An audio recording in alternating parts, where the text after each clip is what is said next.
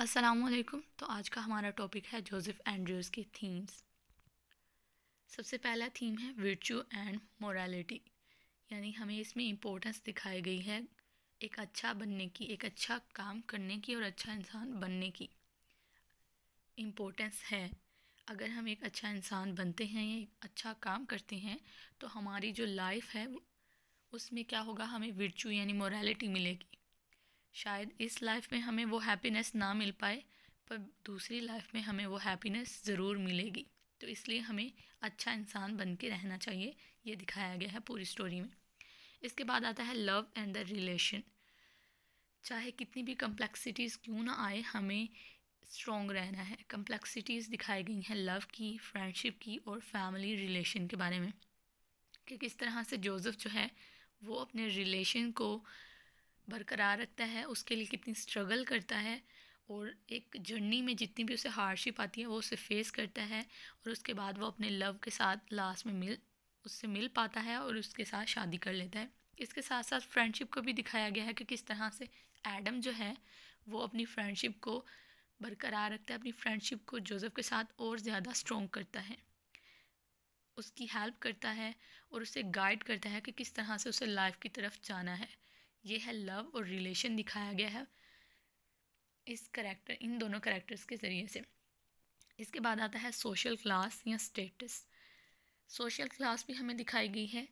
एक novel pokes at social hierarchy of the 18th century. ये basically उस time period में जो सोशल क्लास थी उस पर क्या किया गया है, टॉन्ट किया गया है। 18th सेंचुरी में जो चल रहा था हाई क्लास का या सोशल हायरार्की का सिस्टम, उस पर टॉन्ट किया गया है कि जो भी अपर क्लास से है चाहे वो गलत कर रहा है उसे ठीक ही माना जाएगा, पर अगर कोई इंसान लोअर क्लास से है और वो ठीक काम कर रहा है पर उसे गलत करार दे के कुछ भी किया जा सकता है। आप उससे उसकी वर्च्यू, उसकी मोरालिटी छीन सकते हैं अपने फ़ायदे के लिए किसी भी लोअर क्लास इंसान से। यानी लो क्लास को कोई भी वैल्यू हासिल नहीं थी उस टाइम पीरियड पे। इसके बाद आता है अपीयरेंस एंड द रियलिटी। अब यहाँ पे इस नॉवल में हमें ये दिखाया गया है कि हर कोई वैसा नहीं होता जैसा दिखता है, यानी हर चीज़ बेस नहीं करती कि उसकी अपीयरेंस क्या है, क्योंकि अपीयरेंस के डिफरेंस में जाते हैं लोग, यानी अपीयरेंस के ओपोजिट में जाते हैं। हम हर इंसान जो है वो अपने आप को कुछ और शो करवाता है, पर इनसाइड अंदर से वो कुछ और होता है, और इसी तरह हम एक दूसरे को धोखा देते हैं। ये दिखाया गया है अपीयरेंस और रियलिटी को।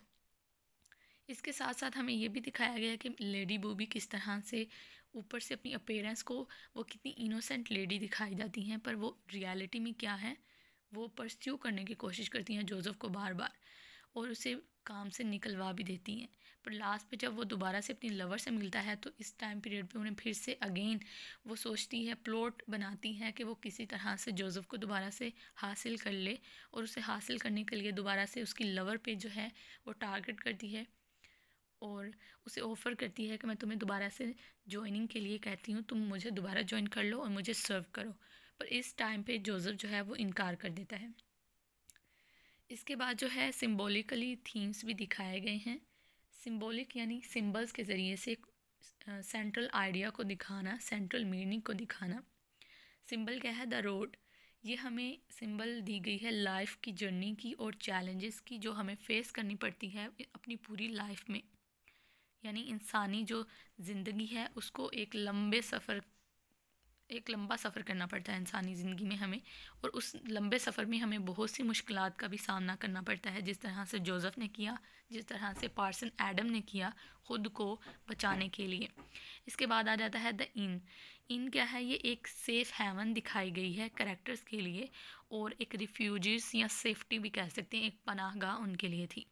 जैसे जोसेफ के लिए, एडम के लिए, जोसेफ बार बार जब भी वो थक जाता है या उसके साथ कुछ भी गलत कर दिया जाता है तो हर बार कहाँ पनाह लेता है, कहाँ रिफ्यूज करता है, इनमें यानी सराय में।